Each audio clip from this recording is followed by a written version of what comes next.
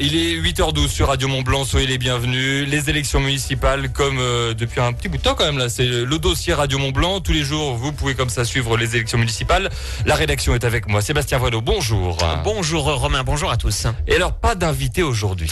Pas d'invité ce matin et pas d'invité demain, également vendredi. Nous sommes effectivement à 4 jours maintenant des élections municipales.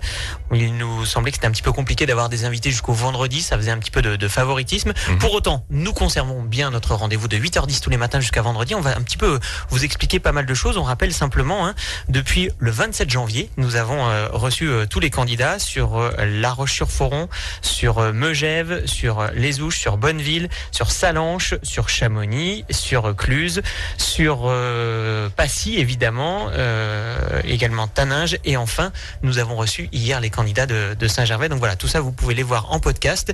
Et maintenant, on va vous expliquer finalement les règles. Alors oui, parce qu'on a avec nous également toujours de la rédaction de Radio Mont-Blanc, Pauline Chatanier. Bonjour Pauline. Bonjour Romain, bonjour à tous. Et alors allons-y pour les règles pour voter dimanche. Pour voter dimanche. Le premier tour des élections municipales, c'est donc ce dimanche.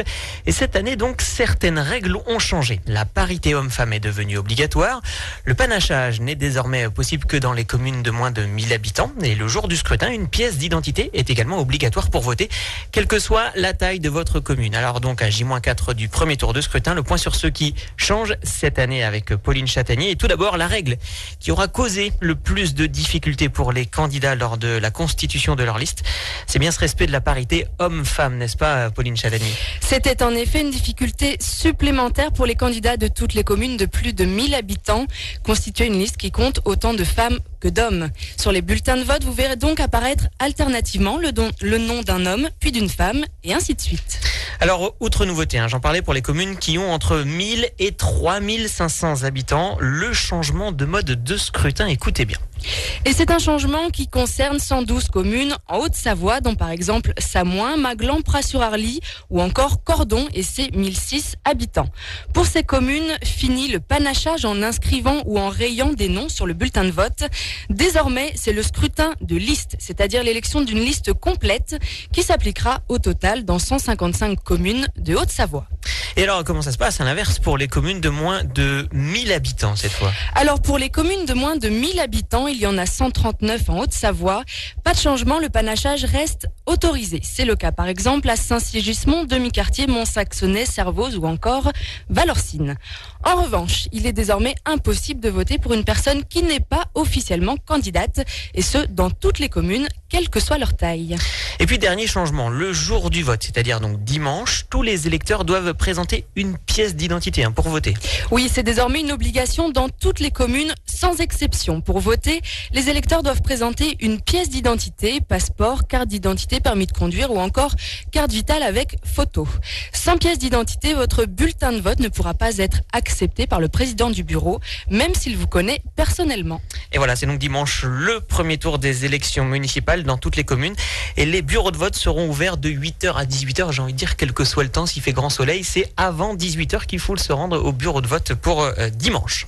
Alors on va parler maintenant de la présentation de la soirée électorale. On vous prépare une belle soirée électorale pour ce dimanche. Effectivement, la rédaction et même l'ensemble de Radio Mont-Blanc est mobilisé pour dimanche soir pour vous donner en avant-première tous les résultats commune par commune sur l'ensemble de la zone en Haute-Savoie. Et donc du coup vous aurez de 19h, dès 19h la participation, et puis on vous donnera les premiers résultats qui tombent de 19h à 21h. L'ensemble des résultats, nous aurons donc en préfecture Florent Thierry, autre journaliste de la rédaction, qui sera là-bas pour nous donner tous les résultats. Ici, nous serons avec Christophe Barmaker en studio, avec également un consultant, un ancien journaliste du Dauphiné Libéré, qui nous fera l'amitié de venir nous aider pour analyser un petit peu tous ces résultats. Pauline Chatanier sera également là, et puis avec Emmanuel Briot, on mettra tout sur les réseaux sociaux, sur le site internet.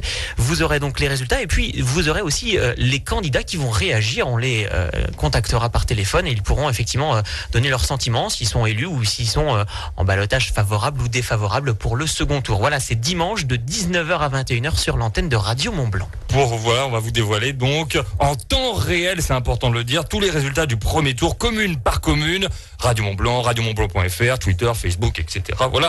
Et alors pour demain, quoi de beau au programme? Alors demain, on va vous parler des compétences entre mairie et communauté de communes. Effectivement, dans le dossier qu'on vous prépare pour demain matin, on sait que l'on vote cette année pour les élections municipales, mais également sur les bulletins de vote que vous êtes en train de recevoir dans les boîtes aux lettres. Vous avez aussi une deuxième liste à part, c'est pour la communauté de communes.